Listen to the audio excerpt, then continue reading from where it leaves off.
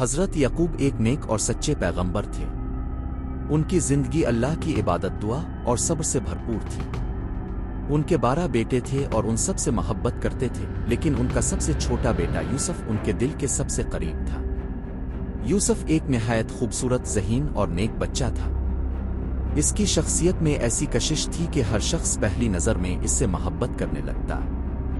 اس کی والدہ کا انتقال اس کے بچپن میں ہی ہو گیا تھا، اس لیے حضرت یعقوب اسے اپنی خاص شفقت سے پالتے تھے۔ یوسف بچپن ہی سے خاص نشانات کے حامل تھے۔ ایک دن وہ دوڑتے ہوئے اپنے والد کے پاس آئے اور بتایا کہ انہوں نے خواب میں سورج، چاند اور 11 ستارے دیکھے ہیں جو ان کے سامنے سجدہ کر رہے تھے۔ حضرت یعقوب نے ان کے خواب کو بہت غور سے سنا، پھر چپ ہو گئے۔ ان کے دل میں ایک تجلی اتر آئی۔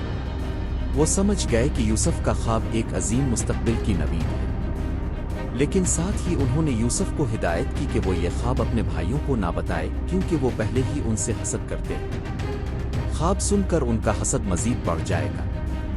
یوسف کے 11 بھائی اکثر محسوس کرتے تھے کہ یعقوب یوسف سے زیادہ محبت کرتے ہیں۔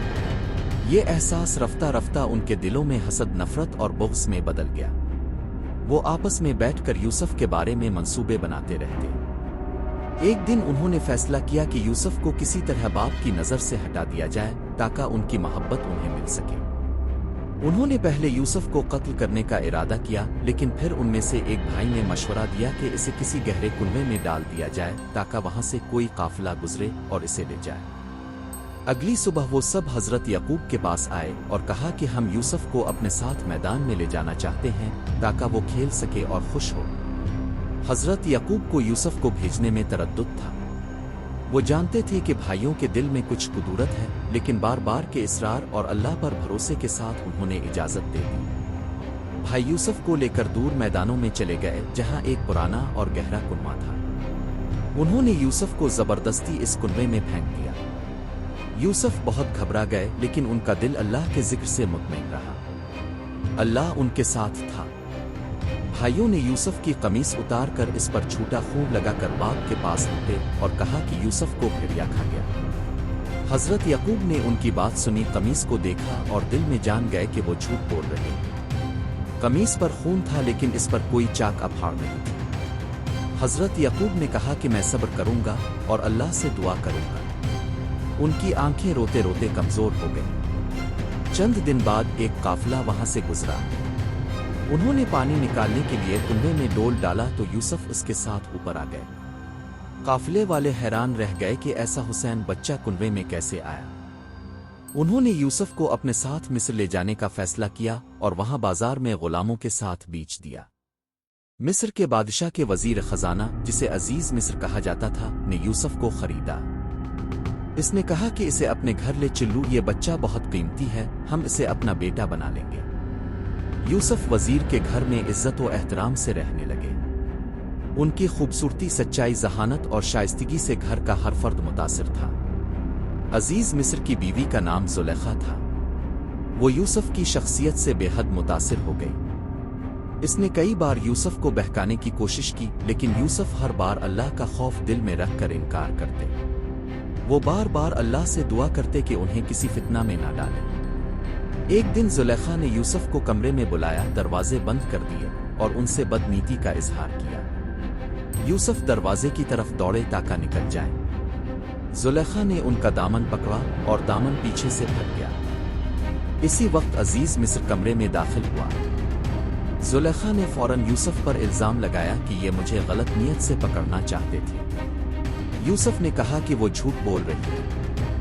گھر کے ایک فرد نے کہا کہ اگر قمیص آگے سے پھٹی ہو تو عورت سچی ہے، اور اگر پیچھے سے پھٹی ہو تو یوسف سچے ہیں۔ قمیص پیچھے سے پھٹی تھی، جس سے سچ ظاہر ہو گیا۔ عزیز مصر نے معاملے کو دبا دیا، لیکن شہر بھر میں بات پھیل گئی کہ وزیر کی بیوی ایک غلام پر عاشق ہو گئی ہے۔ زلیخا نے عورتوں کو بلایا اور یوسف کو ان کے سامنے کھڑا کیا۔ ان سب نے یوسف کو دیکھ کر اپنے ہاتھ کاٹ لیے اور حیرت سے کہنے لگے کہ یہ انسان نہیں بلکہ کوئی فرشتہ ہے۔ زلیخا نے کہا، یہ وہی ہے جس پر میں فرشتہ ہوں۔ یوسف نے اللہ سے دعا کی کہ قید ہونا گناہ میں مبتلا ہونے سے بہتر ہے، اور یوں وہ قید ہو گئے۔ قید خانے میں یوسف کا اخلاق، علم اور دانائی چمکنے لگی۔ قیدی ان سے محبت کرنے لگے۔ वहां 2 कैदियों ने ख्वाब देखे। एक ने खुद को शराब निचोड़ती हुए देखा, दूसरे ने सर पर रोटी देखी जिसे परिंदे खा रहे थे। यूसुफ ने कहा, पहला कैदी रहा होगा और बादशाह को शराब पिलाएगा, दूसरा सूली पर चढ़ाया जाएगा। बाद में ऐसा ही हुआ। यूसुफ ने पहले कैदी से कहा, जब रहा होकर बादशाह के पास जाओ तो मेरा जिक्र करना, लेकिन वो भूल गया। कई साल बाद बादशाह ने ख्वाब देखा, 7 मोटी गायें जिन्हें 7 दुबली गायें खा रही हैं, और 7 हरे खूश है और 7 खुश्क खूश है। कोई इसकी ताबीर ना दे सका। तब वही कैदी याद आया कि जेल में एक शख्स ख्वाब की ताबीर देता था। यूसुफ को बादशाह के पास लाया गया। उन्होंने ख्वाब की ताबीर दी कि 7 साल खुशहाली के होंगे, फिर 7 साल कहत होगा। यूसुफ ने हल भी बताया कि खुशहाली के सालों में अनाज ज़ख़ीरा किया जाए।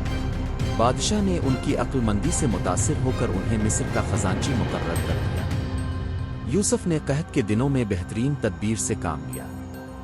दूर दराज से लोग अनाज लेने आते। उन्हीं दिनों हजरत याकूब के बेटे भी अनाज लेने मिस्र आए। यूसुफ ने उन्हें पहचान लिया, लेकिन वो उन्हें ना पहचान सके। यूसुफ ने एक तरकीब से अपने भाई बिन्यामीन को अपने पास रोक लिया। बाद में यूसुफ ने खुद को जाहिर किया और सब भाई हैरान रह गए। यूसुफ ने सबको मुआफ किया और कहा कि अल्लाह ने मुझे बुलंद मकाम दिया। उन्होंने अपने वालिद को मिस्र बुलाया। याकूब ने जब यूसुफ को देखा तो उनकी बीनाई वापस आ गई। यूसुफ ने सबको इज्जत दी और अपने महल में बसाया। यूसुफ की कहानी सब्र, हिकमत, ईमान, अफू और तवक्कल की बेहतरीन मिसाल है। उनकी जिंदगी हमें सिखाती है कि हालात कैसे भी हों, अगर अल्लाह पर भरोसा हो तो वो कुएं से निकाल कर तख्त पर बिठा देता है।